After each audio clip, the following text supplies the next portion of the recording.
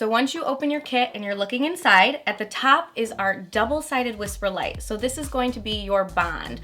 Our bonds are really special because they are a flexible bond, which means that they're gonna move freely with your natural lash. They're never gonna fully cure or harden, so you're gonna have zero lash damage. Our bond is not only flexible, but is also free of any harsh chemicals. So there's no cyanoacrylates, no formaldehyde, no latex. The system was literally made for the most sensitive eyes.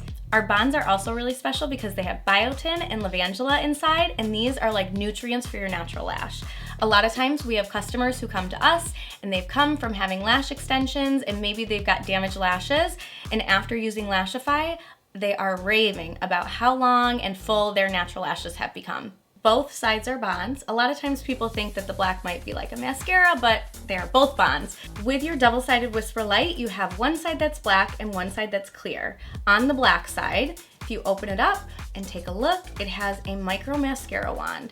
So this is really key to application. We want thin light coats of bond. So this micro mascara wand is gonna be perfect to help you with that.